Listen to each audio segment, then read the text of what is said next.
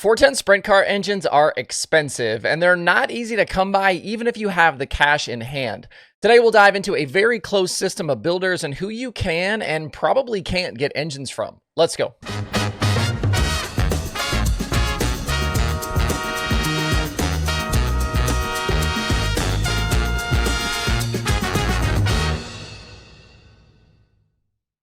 It's Thursday, April 17th. I'm Justin Fiedler. This is DIRTRACKR Daily presented by Kubota Genuine Parts. For those of you headed to Knoxville Raceway this week for the World of Outlaws shows, or really any Knoxville race this season, check out today's show sponsor for a great local food and drink option. Not far away in downtown Oskaloosa is something different and delicious. Step inside the beautifully restored historic post office that was built in 1902 and discover two unique dining experiences under one roof. And even if you're just curious, go by and check out this building. It's just a cool building. Upstairs, American Table offers an elevated dining experience Thursday through Saturday and a delicious brunch on Sundays. And then downstairs, the P.O. box is open daily from 10:30 a.m. to 9 p.m. and until 10 p.m. on Fridays and Saturdays, serving up crave-worthy comfort food, cold drinks, and a cozy vibe.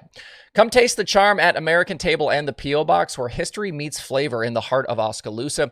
The space is also available for private events and parties, and you can find them at 206 North Market Street in Oskaloosa. You can also visit them online at AmericanTableRestaurant.com. Going back about 2 weeks ago, I did a daily show where I compiled a list of all of the chassis, engine, and shock combinations for a bunch of the top sprint car teams. I said then that it was really difficult to get all of that information together because much of it's just not available publicly. Teams don't talk about it, or there aren't logos on cars, and some of the builders and manufacturers are basically non-existent online. One of the more difficult parts of that list to put together was some of the engine builders. Very recently, I was talking to a friend in the pit area about the engine builders, and they clued me into just how closed a system those engine builders really are. Many don't have any sort of online presence or do marketing or advertising because they're not looking for additional customers. There are several builders you can't even call up and get an engine from. They literally won't sell it to you. My friend was telling me stories of established car owners calling up some of these builders and offering to buy multiple engines at a time, money up front, and still being told no. And even for the builders you can get pieces from, there are often very long lead times. If we go back and look at my original list, there are a few different builders that only show up for a handful of teams. That includes Morrison. They provide engines for David Gravel and Gio Scelzi. Charlie Garrett shows up 3 times, Brian Brown, Anthony Macri, and Spencer Baston, and then Capetta. They are only on the list for Casey Kane Racing. And then there are certainly others like Speedway and Shaver that are also more exclusive. Supposedly, there have been deals where certain builders are contracted to just provide engines for 1 or 2 teams. They literally will not build them for anyone else. And that's one reason why engines wouldn't be available. Another is that some builders just want to handle a few teams. They can provide really hands-on, bespoke service with a small operation, and they're just not interested in anything bigger than that. Many of these engine builders, they only have small shops with a handful of employees. We're not looking at large-scale production facilities. One example I've talked about with some friends was the engine in Rico Abreu's cars. He runs steam from Speedway, and those engines, they're almost completely devoid of any super visible branding, not even an oil pan or a valve cover sticker. I'm told there are Speedway logos on the heads, but that they're engraved and difficult to see in videos and photos. A driver with the following of Rico could certainly provide those parts suppliers with something to brag about, but Speedway just doesn't care. Some examples of engine builders that you might have some better luck with include Kistler, Don Opt, Stanton, HP, among others, but don't expect to have a brand new piece tomorrow. It could be up to a year or maybe more from the time an engine is ordered to the time it's available to be picked up. For the sprint car teams that are traveling circuits and run a significant number of races each season, it takes a lot of planning in advance to ensure they'll have the engines they need through the course of a season. And then from there, they also need to coordinate rebuilds and repairs. Hopefully you don't blow anything up. That's why it's not uncommon for teams to have 4 or 6 or 8 engines at their disposal. And when you then do the math, understanding that those engines can cost $70,000 each or more, it takes serious funding to have a stock of engines like that. 6 engines at $70,000, that's $420,000. Getting back to that hands-on service you get from these guys building these engines, I'm told that many crew chiefs are in constant contact on a race night with those builders to get information on the best settings for those engines as track and weather conditions change through the course of a program. Tuning these things just right means the difference between winning a race or maybe missing a feature completely. Coming up this weekend, the World of Outlaws are at Knoxville for a big 2-day show that is going to draw a massive field, and most of the top teams in the country, they're going to be there. And a track like Knoxville is going to require big power. Remember this conversation as you're watching those cars rip around the sprint car capital of the world.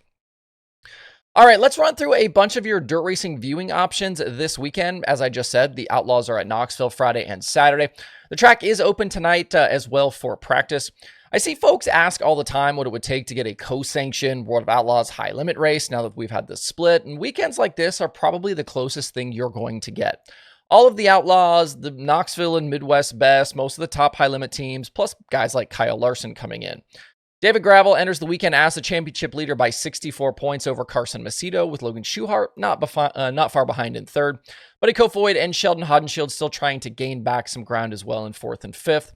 And then for Donnie Schatz in sixth, I think a lot of folks are going to be paying attention to that car with the different engine. This will be their first big track away from that Ford. We'll see what they can do. I do think Larson probably the favorite, as is probably Gravel. Larson, the defending Knoxville Nationals champion, and we talked yesterday about that qualifying wing and its potential effect coming up. Other weekend sprint car action includes a full slate of shows in Central PA. Williams Grove has the Tommy on Friday. Lincoln has the Weldon Sterner on Saturday. Those should draw plenty of cars, and we know a guy like Brady Bacon is headed that way to race the Dyson machine. Port Royal also with their usual Saturday show. In Ohio, you've got AFCS at Attica and Fremont, plus Fast at Atomic. No lack of options there. Go hit up the AFCS social media accounts for the full rundown on series regulars. They've been sharing a bunch of that information here recently. We've also got MOA at Highlands, Sprint Car Challenge Tour at Merced, so a lot of sprint car stuff going on. On the late model side, neither national tour is racing this weekend, so you're going to have teams scattered all around the country. A bunch of teams headed for the Mars Series triple header. That starts tonight at Cedar County. Action then shifts to 34 Raceway Friday and Saturday for the Slocum 50. Brandon Shepard, Carson Ferguson, Gordy Gundaker, all the Mars full-timers, Jason Fager, Ryan Unzicker, those guys are going to be at those races. I talked yesterday on the show about that Comp Cam Super Dirt Series race at Arrowhead Speedway on Friday. That one's $15,000 to win. Jonathan Davenport, Kay Dillard, Ethan Dodson, Logan Seavey are some drivers expected to head that way. And the Northern All-Stars are at Paragon on Friday. Remember that race was moved from Friday, or was originally on Saturday, has been moved to Friday. Here in the Southeast, the Spring Nationals, they've got some nice cash to pay out between I-75 and Tazewell Friday and Saturday. Jimmy Owens, Mike Marlar, Brandon Overton, Ricky Weiss, Garrett Smith, a few of the names that are expected to go this direction. We've also got the new Southern Thunder Super Dirt Series there at Southern Raceway in Milton, Florida for $10,000 to win on Saturday. Finally, on the late model front, Eldora Speedway's 2025 season opener is Saturday. They've got the American Late Model slash Ironman Series plus modifieds and super stocks. And then for my modified friends, the Super DIRTRACKR Series is at Albany-Saratoga tomorrow night. Stuart Friesen leading that championship right now after one win and one race. Obviously, if you win the only race that's happened, you're going to be the championship leader. This one pays $7,500 to win. If you want a full rundown on Northeast modified races coming up, head over to nemodfax.racestatcentral.com. A very complete schedule is available there. I try to share information like that because I know people are always looking for races. All right, we are going to shut it down right there for today. Feel free to drop your weekend dirt racing plans below in the comments and any win picks. And thanks for tuning in all week as usual. Hope you guys have a great Thursday out there. We will see you right back here on Sunday.